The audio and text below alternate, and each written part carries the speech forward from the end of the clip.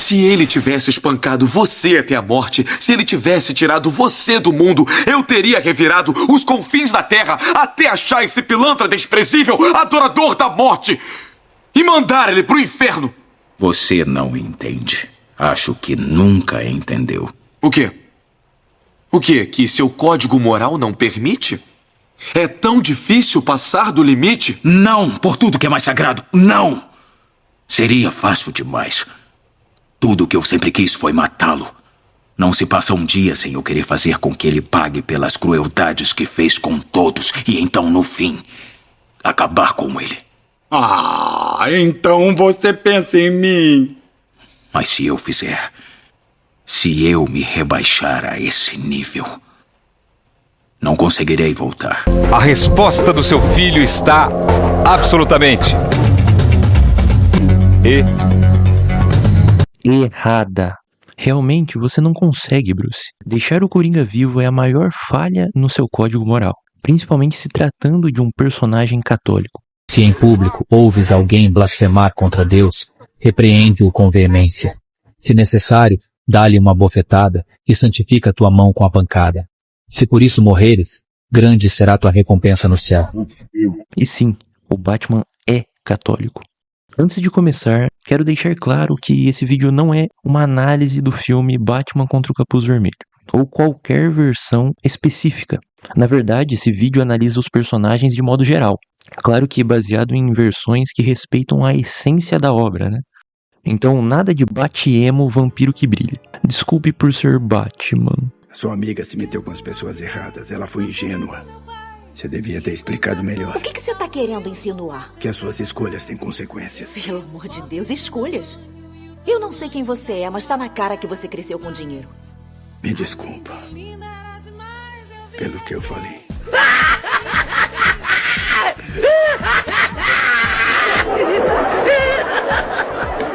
Os fanboy, olas, como eu apelidei carinhosamente, podem ficar à vontade para rasgar as calcinhas e chorar aí nos comentários. Antes de pensar em matar, pense em dar educação. Então, oi, aqui é o Lee, trazendo mais um vídeo mal editado e mal roteirizado pelo palhaço do crime. E hoje vou provar a minha afirmação utilizando principalmente o catecismo e a teoria da guerra justa, dentre outros documentos da Santa Igreja Católica Apostólica Romana.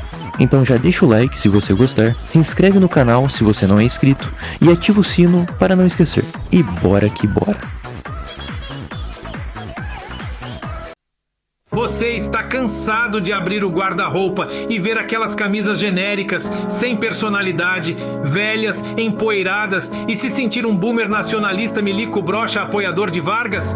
Seus problemas estão resolvidos, é só chamar o Phelps.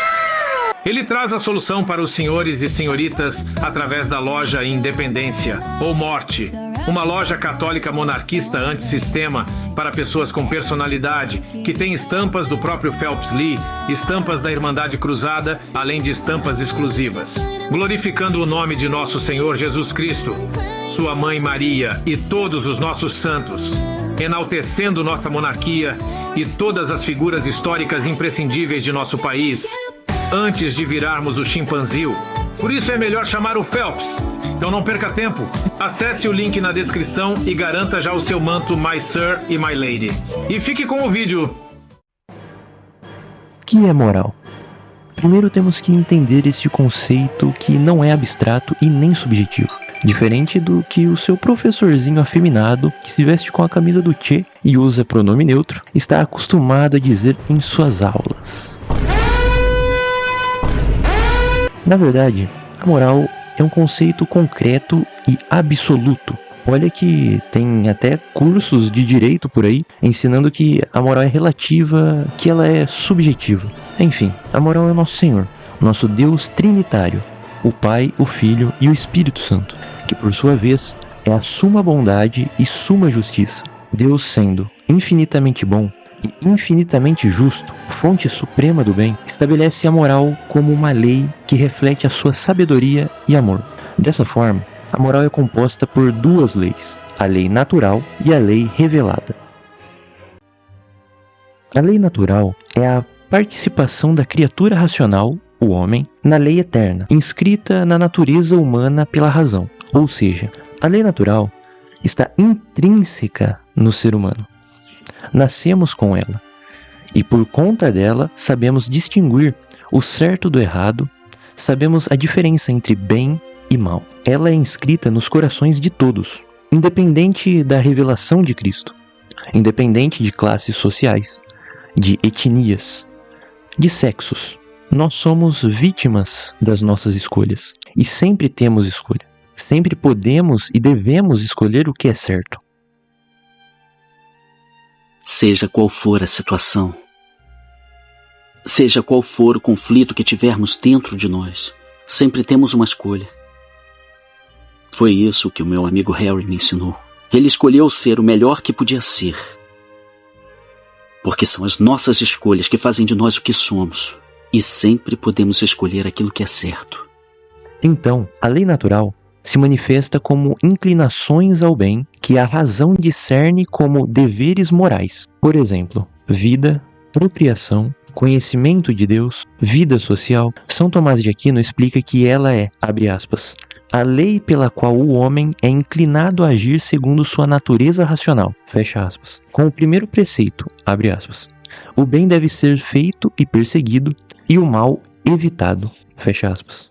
A lei natural é o núcleo da moral, determinando o valor moral dos atos humanos. Atos que seguem suas normas, como respeitar a vida e a verdade, são coisas moralmente boas, enquanto violações, como, por exemplo, o homicídio e a mentira, são pecados, pois opõem-se à ordem objetiva da criação. A moral não é subjetiva, mas ancorada nessa lei universal, acessível a todos pela consciência reta. Como dito no Catecismo, a lei natural presente no coração de cada homem é estabelecida pela razão, é universal em seus preceitos. A Santa Igreja a vê como pedagógica, guia o homem ao amor de Deus através da obediência livre.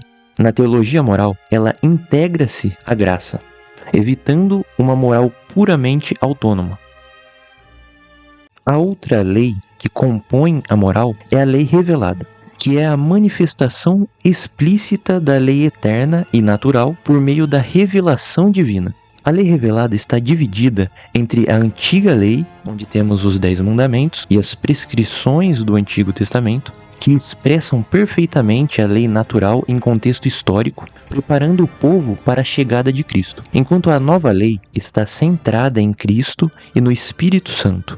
É a graça do Espírito Santo dada aos que creem em Cristo, superando a lei antiga pela caridade e pela interioridade. Ela não anula a lei natural, mas a eleva, tornando-a a lei da liberdade. Podemos concluir, então, que a moral se refere ao conjunto de princípios e normas que orientam as ações humanas para o bem. A verdade é a realização da dignidade da pessoa, em conformidade com a vontade divina. Quem derramar o sangue do homem, pelo homem o seu sangue será derramado, porque Deus fez o homem conforme a sua imagem. Destrua tudo que for mal, para o que seja bom florescer. Para Deus, a moral é a expressão da sua própria bondade eterna, que se manifesta na criação, no coração humano e na ordem do universo, guiando a comunhão com Ele através da liberdade, na lei revelada, e da razão, na lei natural, convidando o homem a participar dessa bondade sem interferir no livre arbítrio. Tudo que temos de bom foi o Criador que nos deu pela graça através do Espírito Santo. Deus sendo o único bom, de fato.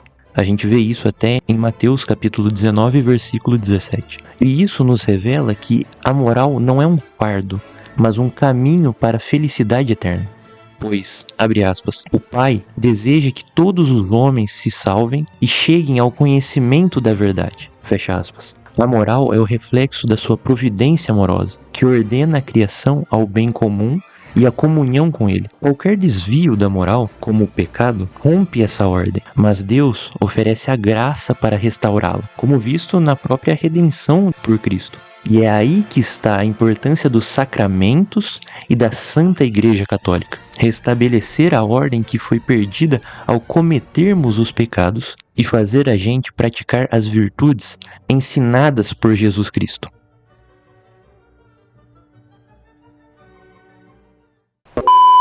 Por quê? Eu não estou falando em matar o pinguim, o espantalho ou o duas caras, eu estou falando dele. Só dele. E só porque ele me tirou de você. Eu não consigo. Me desculpe. Explicado brevemente o que é a moral, percebam que o Jason deixa explícito nessa cena o único vilão que ele queria que o Batman matasse, o Coringa. Tanto que ele cita até outros vilões. Mas seria moral fazer isso? Principalmente se tratando do Batman, que é católico? Para chegarmos à resposta definitiva, vamos fazer um apanhado dos principais crimes que o ídolo dos Noia cometeu. E para o sujeito ser ídolo de tanto Noia, boa gente é que não pode ser. Antes de pensar em matar, pense... Então vamos ver se o Coringa pensou na educação antes de matar. A começar da vez em que ele aleijou a Batgirl, posteriormente se tornando a Oráculo. E como é que o chamam? Rodas?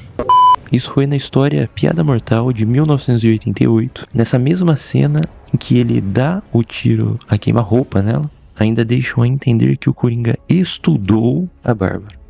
Depois, ainda na história, ele sequestra o pai dela, que é o comissário Gordon, e o tortura brutalmente. Na história Batman, Uma Morte em Família, de 1988 também, o Coringa espanca o segundo Robin, Jason Todd, com um pé de cabra e mata ele trancado em um galpão com uma bomba prestes a explodir. Depois descobrimos que o Jason foi ressuscitado pelos Poços de Lázaro, do Ra's al Ghul, e que ele virou o Capuz Vermelho. Em Cavaleiro das Trevas, do aclamado Frank Miller, o Coringa mata uma equipe de TV e a plateia inteira desse talk show com gás do riso, só para chamar a atenção do Batman. Ainda nessa história, ele mata 16 escoteiros com um algodão doce tóxico.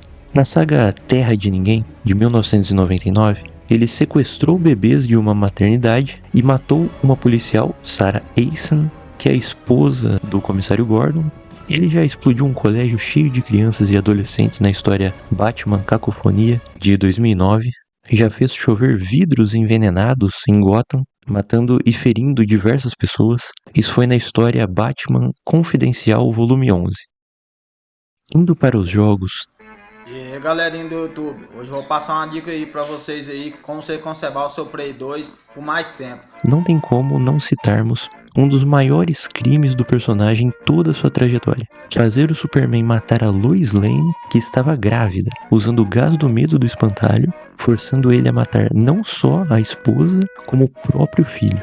E depois disso, uma bomba nuclear ainda explode no centro de Metrópolis, obliterando completamente a cidade e matando 11 milhões de pessoas. Isso por conta de um aparelho que o próprio Coringa tinha colocado no peito da Lois, onde era monitorado os batimentos cardíacos.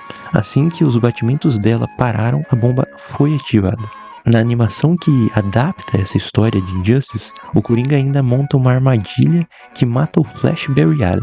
Uma morte extremamente ridícula que não tem nenhum sentido, a não ser conveniência de roteiro para tirar um herói muito poderoso da história. Já vimos isso, só ignore.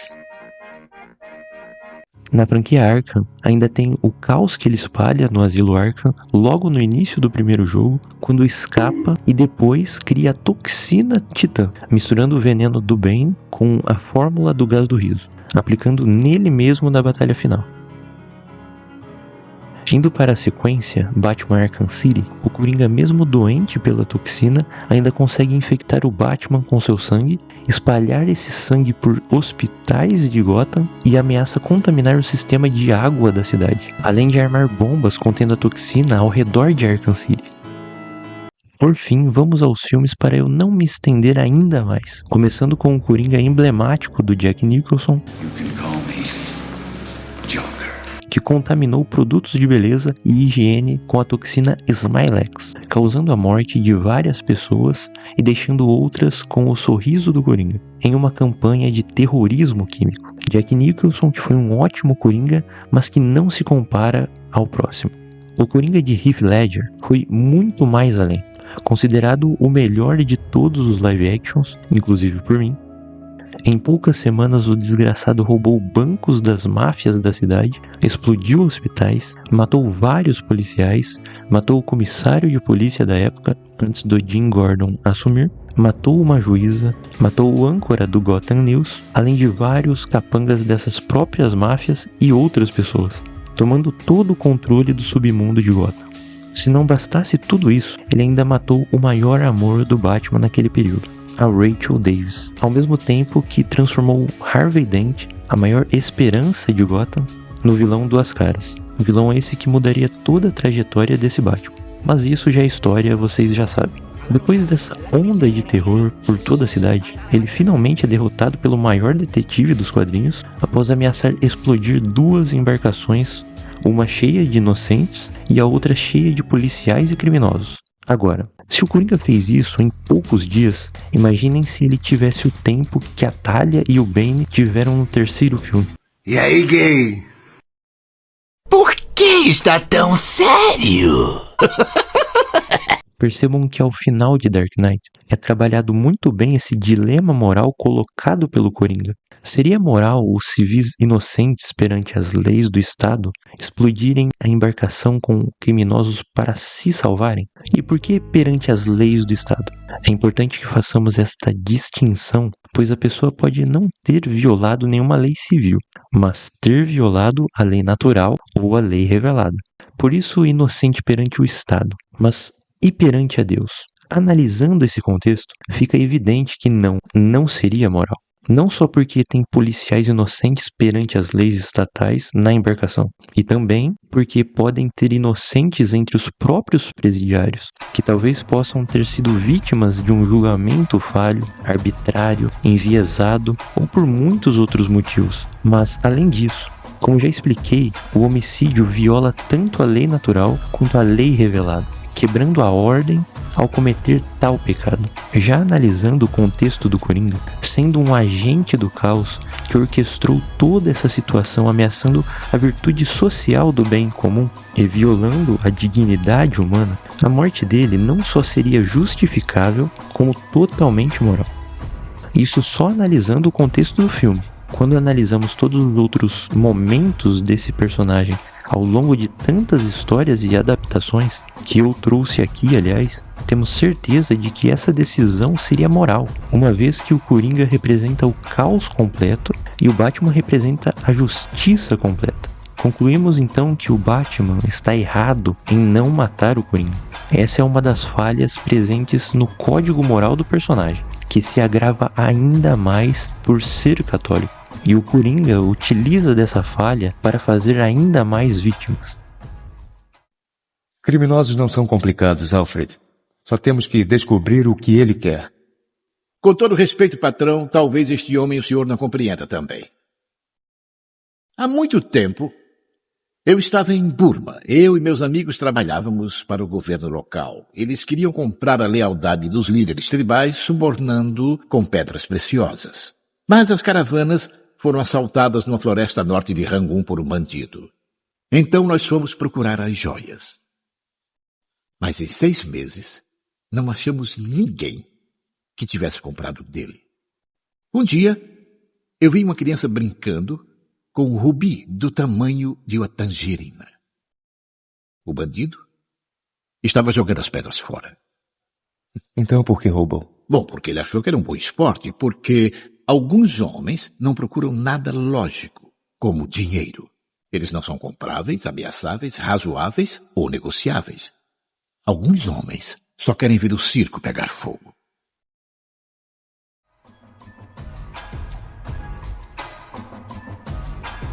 No entanto, se você não está convencido ainda, eu consigo provar tudo o que foi dito até agora utilizando a teoria da guerra justa. A Santa Igreja Católica Apostólica Romana não condena a pena de morte em si, porém temos que ter cautela para que não sejamos anacronistas ao analisar nosso contexto atual. Hoje a pena de morte é inadmissível para a Santa Igreja. Não por ela em si, como já disse, mas pelo nosso Estado moderno, que é secular e laico. Ele não está baseado na moral cristã, não pratica as virtudes ensinadas por Jesus. As leis estatais muitas das vezes vão contra a lei natural e a lei revelada. Dessa forma, não temos como confiar em um julgamento justo, isento de vieses ideológicos, isento de motivações políticas, isento de interesses particulares. Ainda assim, mesmo hoje, devemos reconhecer a morte em alguns casos. Vejam o exemplo da Operação no Rio de Janeiro. Para isso, a Santa Igreja desenvolveu a teoria da guerra justa, ou Just War Theory, ao longo da tradição, enraizada em Santo Agostinho e São Tomás de Aquino, os maiores teólogos da história, para equilibrar a rejeição da violência com o dever de defender o inocente. Ela permite o recurso à força armada apenas quando todos os critérios são satisfeitos, visando não a destruição do inimigo, mas a restauração da paz e da ordem violada.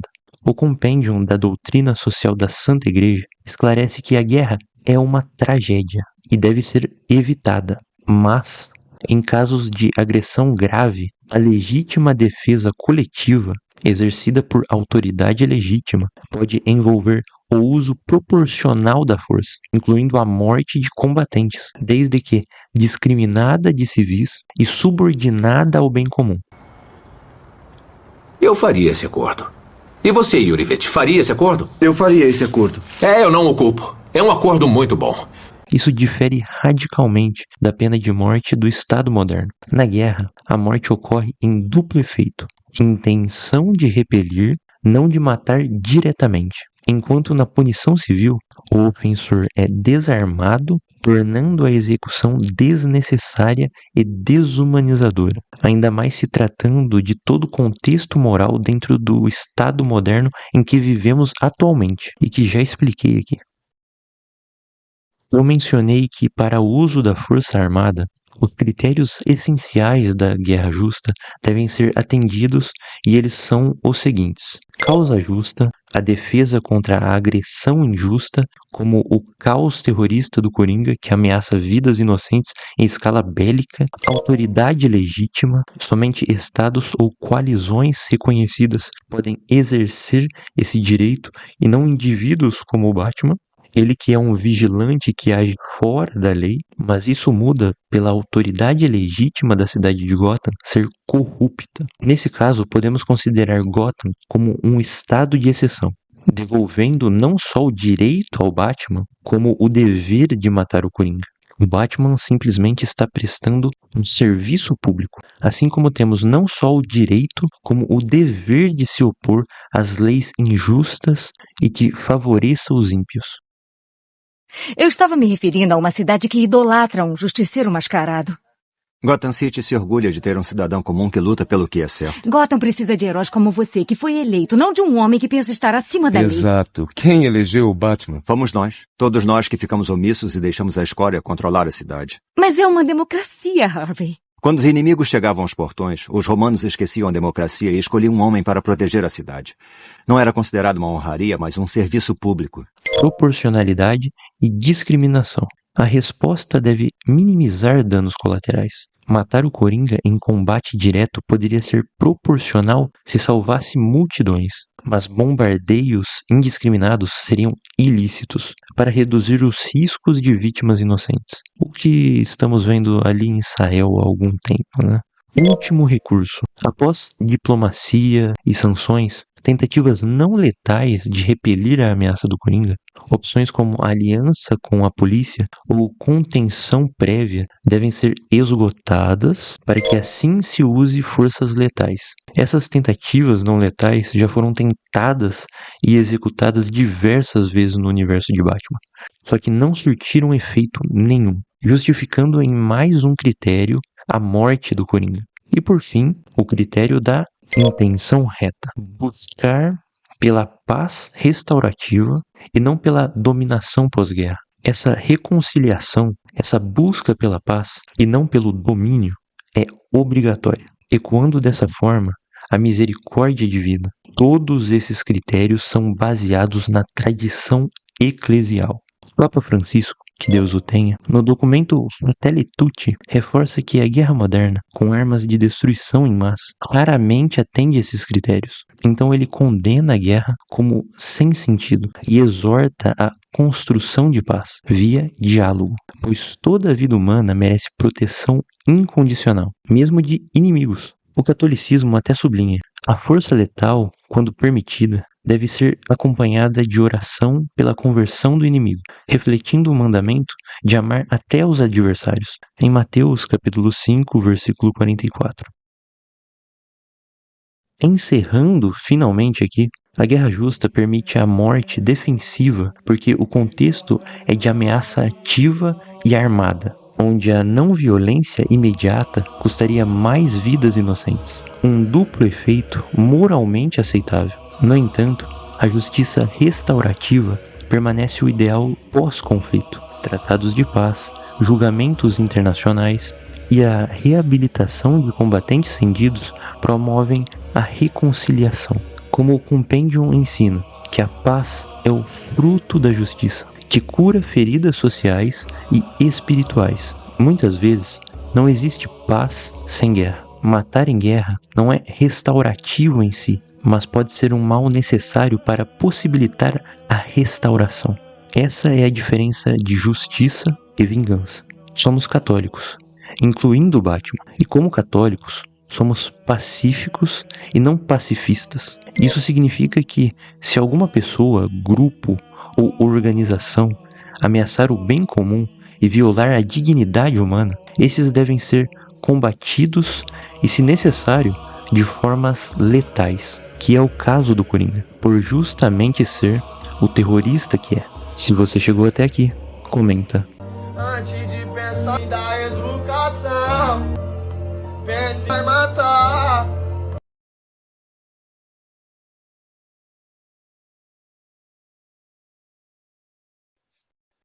Até onde será que a gente vai, hein?